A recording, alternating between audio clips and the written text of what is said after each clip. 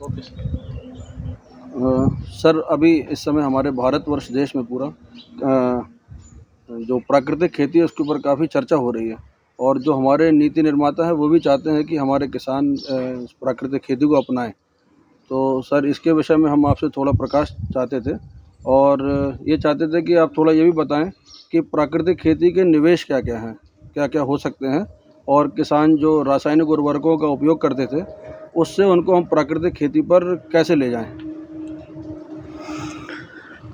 देखिए, प्राकृतिक खेती में जो पहला निवेश है वो है अपनी समझ, किसान की अपनी समझ कि खेती कैसे करें। यानी कि निवेश के नाम पर अगर हम बात करते हैं तो पहला निवेश है कि ज्ञान। और ज्ञान का मतलब है, चूँकि प्राकृतिक शब्द आता है ना, तो प्राकृतिक का मतलब है कि प्रकृति की व्यवस्था के साथ। तो प्रकृति की व्यवस्था के साथ का मतलब है जो पंच महाभूत का विज्ञान है कि यानी मेरी धरती कैसी होनी चाहिए, धरती के ऊपर की बायोडाइवर्सिटी कैसी होनी चाहिए, हमारा क्लाइमेट कैसा होना चाहिए, ठीक है ना। तो मुख्य निवेश है प्रकृति का ज्ञान कि प्रकृति का परिवेश कैसा होगा ताकि हमको रासायनिक उर्वरकों की, फसल सुरक्षा रसायनों की ज़रूरत ना पड़े। ठीक है सर। तो सर यदि किसान अपनी खेती में रासायनिक उर्वरकों का उपयोग नहीं करेगा तो फिर उनका उत्पादन घट जाएगा। तो सर उस जगह पर हम प्राकृतिक खेती को कैसे प्रमोट कर सकते हैं सर? देखिए कि 17वीं शताब्दी में हिंदुस्तान यानी भारत हमारा विश्व गुरु था, सोने की चिड़िया कहलाता था, और हम विश्व का 34% खाद्यान्न पैदा करते थे 17वीं शताब्दी में। तब ना रासायनिक उर्वरक थे, ना फसल सुरक्षा रसायन थे, ना ट्रैक्टर था, ना बोरिंग था, ना नहर था, ना बिजली था, कुछ भी नहीं था। और हम सबसे बड़े उत्पादक थे खाद्यान्न के। बीच में आज़ादी के बाद 1960 के दशक में जब हरित क्रांति आई तो नो डाउट 17वीं शताब्दी के बाद जब हम देश आज़ाद हुआ तो मेरे पास खाद्यान्न की कमी थी। मुग़ल काल में या ब्रिटिश पीरियड में कौन सी नीतियां थी उनके जिनके कारण मेरी खेती बर्बाद हुई, वो तो बहुत लंबा विषय है। लेकिन हमने रासायनिक उर्वरकों का, फसल सुरक्षा रसायनों का जो हरित क्रांति में टेक्नोलॉजी लाए तो उसका रिजल्ट हमको 1990 में मिल गया। और जहाँ 1960 के दशक में हमारा उत्पादन 60 मिलियन टन था, वहीं 90 में जाकर के 200 मिलियन टन हो गया। यानी खाद्यान्न के क्षेत्र में मैं आत्मनिर्भर हो गया था। उसके बाद फिर रसायनों के दुष्परिणाम भी देखे गए। पानी का दोहन के दुष्परिणाम कि भूगर्भ जल नीचे चला गया, रासायनिक उर्वरकों के दुष्परिणाम कि फसल का स्वाद बर्बाद हो गया, रासायनिक फसल सुरक्षा रसायनों का परिणाम कि बायोडाइवर्सिटी नष्ट हो गई और मनुष्य अस्पताल पहुंच गया। यानी भोजन में, पानी में, हवा में जो रेजिडुअल इफेक्ट थे रसायनों के, वो आ गए। अब आपका प्रश्न है, किसानों के भी प्रश्न है कि सर चूँकि 70 साल से वो बेचारा रासायनिक उर्वरक डाल के खेती कर रहा है, फसल सुरक्षा रसायन डाल रहा है। आज हम उससे कहते हैं प्राकृतिक खेती में आपको उर्वरक नहीं डालने, पेस्टिसाइड नहीं डालना, तो निश्चित है कि उसका उत्पादन तो गिरेगा। तो जो पहला आपका प्रश्न था कि निवेश, तो प्राकृतिक खेती प्रारंभ करने में मैं ऑल ऑफ सडन ऐसा नहीं करूंगा कि सारे रसायन बंद कर दूं, सारे पेस्टिसाइड बंद कर दूं और प्राकृतिक खेती शुरू कर दूं। प्राकृतिक खेती में 3, 4, 5 साल तक हम स्लोली पहले प्रकृति के वैभव को ठीक करेंगे, यानी कि सॉइल की फर्टिलिटी को ठीक करेंगे, खेत की मेड़ बनाएंगे, वर्षा का पानी रोकेंगे, बायोडाइवर्सिटी ठीक करेंगे, तितली आ जाए, मेढक आ जाए, मधुमक्खी आ जाए, ठीक है ना। और जैसे ही सॉइल मेरी रिच होगी, जैसे अभी सॉइल में ह्यूमस हमारा 0.3, 0.2% है, जैसे ही सॉइल में ह्यूमस जो है 0.5, 0.6 और 1% होगा, रासायनिक उर्वरकों की डिमांड खत्म हो जाएगी। तो सर जैसा कि आपने बताया कि अभी रासायनिक उर्वरकों से अगर मान लीजिए हम प्राकृतिक खेती पर जाते हैं तो किसान प्राकृतिक खेती कैसे करें, इस पर भी थोड़ा, चूँकि आप इस पर एक्सपर्ट हैं सब्जेक्ट के, तो थोड़ा हमारे किसानों को लाभान्वित कीजिए सर, ये बता करके भी। देखिए, किसान को सबसे पहले मैंने बताया अभी कि जो खेती के निवेश है, तो मैंने कहा खेती के निवेश में एक हमारा अपना ज्ञान है, कॉमन सेंस है, और किसका, प्रकृति का। तो बीज हम कोई भी फसल बोएं, देश का कोई भी किसान किसी भी क्षेत्र में कोई भी फसल बोए तो कहाँ बीज बोएगा, खेत में बोएगा। बीज हमारा सॉइल में जमेगा। इनिशियली उसका लालन पालन सॉइल करेगी। सॉइल मेरी वीक है, तो वो स्टार्ट कहाँ से करे, तो स्टार्ट यहाँ से करे कि देखिए सॉइल में मैं कहता हूँ ह्यूमस को बढ़ाना है। अभी किसान फसल काट लेता है तो कुछ ना कुछ रेजिड्यू छूट जाता है। छूटे हुए रेजिड्यू को, जो खेत में रेजिड्यू पड़ा हुआ है फसलों का अवशेष, उसको अल्टीमेटली ह्यूमस में कन्वर्ट करना है। और ह्यूमस में कन्वर्ट करने के लिए वहाँ पर बेनिफिशियल माइक्रोब्स होने चाहिए, जो कि मैं पिछले 40-50 सालों से केमिकल डाल करके उनको मार चुका हूँ। तो पहला जो आप आज एक शब्द सुनते हैं, जीवामृत। जीवामृत माने जंगल की मिट्टी की माया, यानी जंगल में जो लाभदायक बेनिफिशियल माइक्रो ऑर्गेनिज्म है उनको खेत में एक बार इनाकुलेट कराना। तो चीज़ें वहाँ से स्टार्ट होंगी कि पहले किसान को जीवामृत बनाना है और बारिश के सीज़न में जीवामृत खेत में डालना है। इसके बाद जीवामृत तो डाल दिया, अब बायोमास जो था खेत में उसको कन्वर्ट किया उसने, लेकिन हमको ह्यूमस 0.3 से बढ़ा के 1% ले जाना है। तो फिर जो हमारी आग लगाने की व्यवस्था है कि फसल के अवशेष में आग लगा दिया, जला दिया, फेंक दिया, बेच दिया, इस प्रथा को रोक करके, यानी किसान के पास जो अगर 5 एकड़ का टुकड़ा है तो 5 एकड़ के टुकड़े से जितना भी क्रॉप का रेजिड्यू है एनी हाउ वो हमें खेत को ही रिटर्न करना है। तो इससे सॉइल मेरी रिच हो जाएगी। फिर बारिश का पानी खेत में रुके ताकि भूगर्भ जल रिचार्ज हो, तो मेड़ बना ले। फिर जो बायोडाइवर्सिटी की बात है कि चिड़िया हो जाए, तितली हो जाए, मधुमक्खी हो जाए, केंचुआ वापस आ जाए, इसके लिए खेत की मेड़ पर पेड़ लगा ले। ठीक है ना। ये काम इनिशियली उसको करने पड़ेंगे। लेकिन सर जैसे आपने भी बताया, जैसे अभी हम जानते हैं कि कन्वेंशनल जो भी एग्रीकल्चर के मेथड हैं उसमें अगर किसी किसान की फसल में कोई रोग, बीमारी, कीट लग जाता है तो उसके लिए वो केमिकल्स का वीडीसाइड, फंजीसाइड हुआ, हर्बिसाइड हुआ, इन सब का इस्तेमाल कर लेते हैं। तो प्राकृतिक खेती में सर हम इसकी रोकथाम कैसे कर सकते हैं? देखिए, मैंने बताया अभी आपको, जंगल में आप किसी भी देश के किसी भी संपन्न जैव विविधता वाले फॉरेस्ट एरिया में जाएंगे तो फॉरेस्ट एरिया में सैकड़ों प्रकार की, एक ही लोकेशन पर सैकड़ों प्रकार की वनस्पतियां मिलेंगी। जी। बड़े पेड़ कई प्रकार के, फिर झाड़ियां कई प्रकार की, फिर नीचे ग्रासेस कई प्रकार की।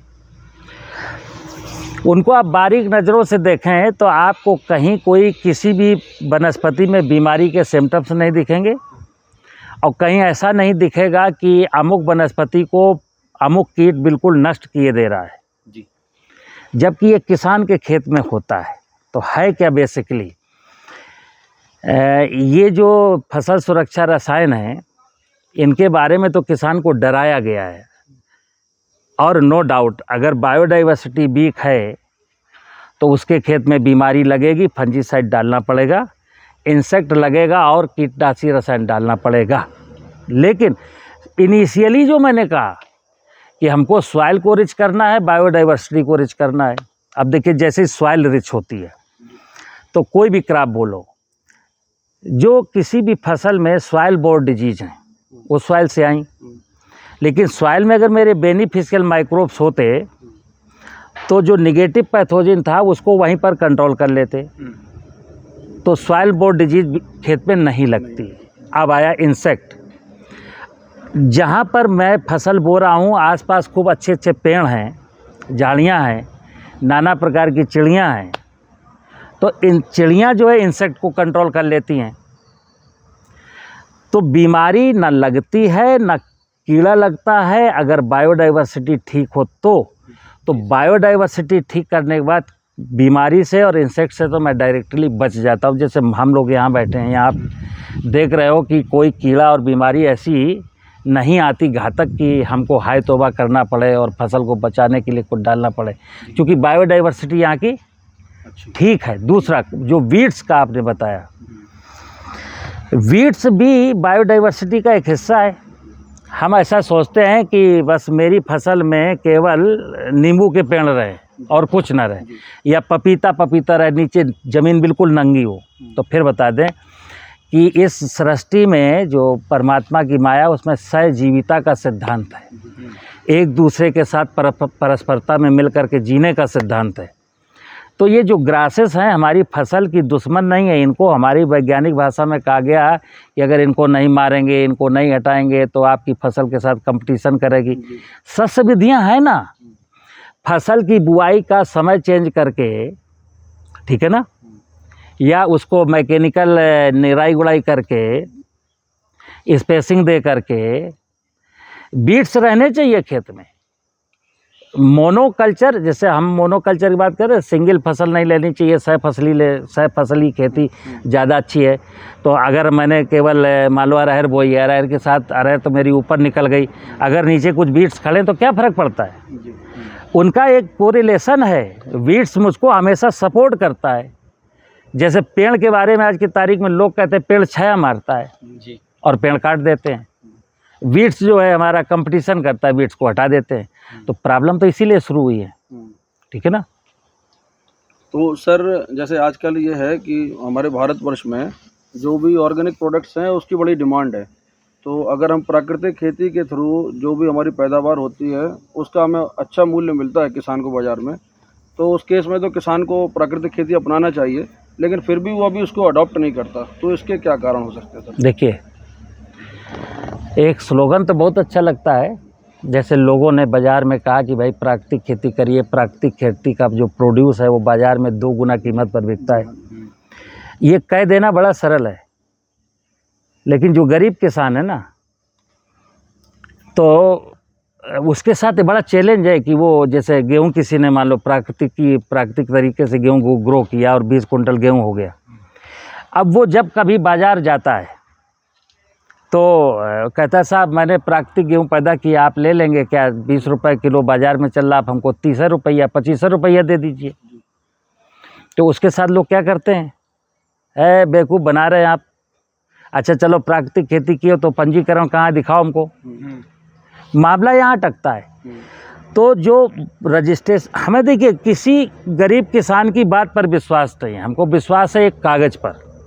अगर वो आपको सर्टिफिकेट दिखा दे तो आप मान लेते हैं कि प्राकृतिक है, और सर्टिफिकेट ना दिखाए, एक्चुअल उसने प्राकृतिक किया हो, तो आप उसको विश्वास नहीं करते। तो ये जो किसान आगे नहीं आ रहा, वो इसलिए नहीं आ रहा क्योंकि हमारे देश में विश्वास की कमी है। हम कागज़ों पर विश्वास करते हो। कागज़ क्या बोलता है? पैसा दो, प्राकृतिक विधि से करो या ना करो, तुम्हारा तो रजिस्ट्रेशन हो गया, खूब यूरिया DAP डाल के पैदा करो।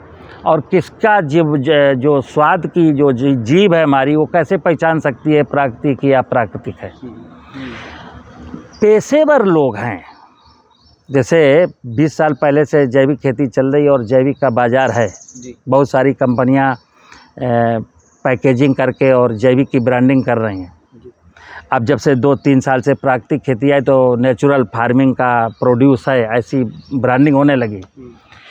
बट मैं 100% दावे के साथ कहता हूँ, बाज़ार में जितना भी नेचुरल उत्पाद है वो नेचुरल नहीं है, वो सब के सब झूठ बोल रहे हैं।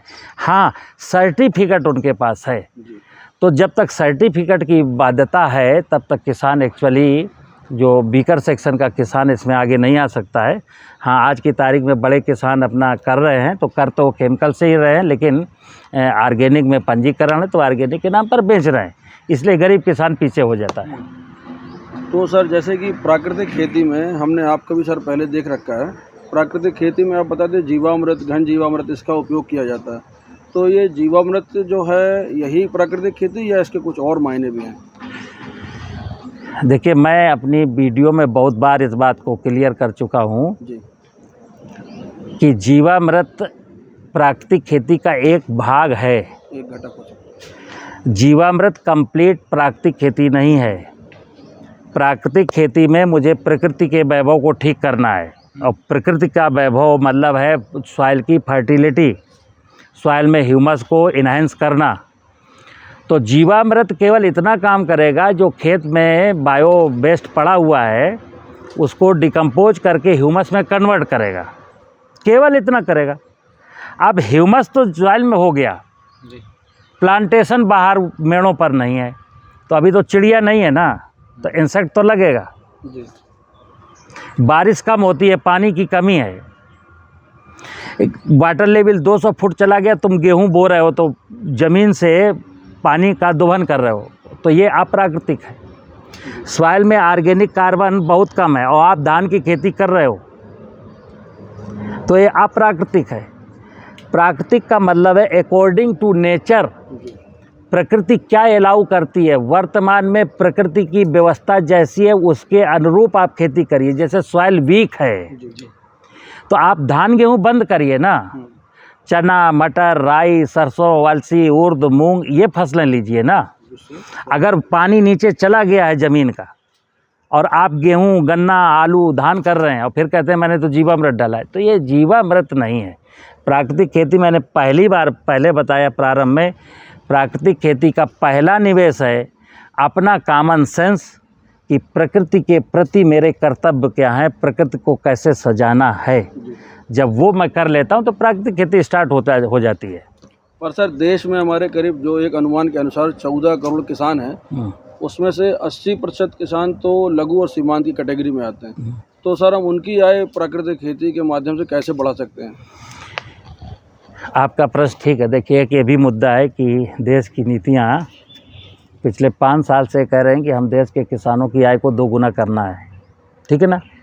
अब हमारे माननीय प्रधानमंत्री मोदी जी ने सपना देखा है, उनके सपने तो अच्छे हैं, उनका इरादा अच्छा है, सब कुछ अच्छा है, लेकिन उन्होंने एक आदेश दिया, निर्देश दिया, आग्रह किया वैज्ञानिकों से, स्टेट गवर्नमेंट से, किसानों से कि भाई आप सॉइल को और अधिक ख़राब मत करो, रासायनिक उर्वरकों का प्रयोग कम करो, पेस्टिसाइड का प्रयोग कम करो, ताकि मेरी सॉइल अच्छी हो जाए। अब मुद्दा यहाँ है कि प्रधानमंत्री ने सपना जो देखा है वो सरकारी एजेंसियों ने तो देखा नहीं है जी। सरकारी एजेंसियों को क्या लगता है कि इससे मेरा क्या फ़ायदा है, इससे मेरा क्या फ़ायदा है, इससे मेरा क्या फ़ायदा है, ठीक है ना। तो आय 2 गुना नहीं हो सकती। प्राकृतिक खेती में आय कभी 2 गुना नहीं होगी। प्राकृतिक खेती की जब समझ आ जाएगी तो आय 2 गुना निश्चित होगी। कैसे? जैसे अभी एक किसान गेहूं जो 40 कुंटल 1 हेक्टेयर में पैदा करता है, तो उसकी जो कास्ट ऑफ कल्टीवेशन है टोटल वो 65,000 की है सरकारी रिकॉर्ड के अनुसार। 1 हेक्टेयर गेहूं पैदा करने में 65 से 70,000 रुपये खर्च होते हैं। अब उसका 40 कुंटल गेहूं हुआ तो 80,000 का बिकेगा, तो उसको फ़ायदा कितना हुआ? 15,000। आय 2 गुनी तब होगी ये जो 65,000 रुपये जो उसकी कास्ट ऑफ कल्टीवेशन आई थी, अगर ये कास्ट ऑफ कल्टीवेशन 40,000 पर आ जाए, यानी 25,000 सेव कर ले, तो कहाँ सेव करेगा?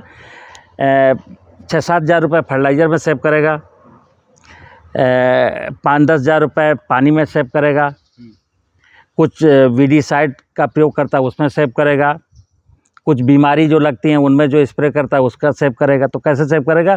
जैसे ही मेरी सॉइल रिच होगी, बायोडाइवर्सिटी ठीक होगी, तो ऑटोमेटिक ये जो हमारे एक्स्ट्रा मतलब के निवेश जा रहे थे वो बंद हो जाएंगे, किसान की आय 2 गुना हो जाएगी।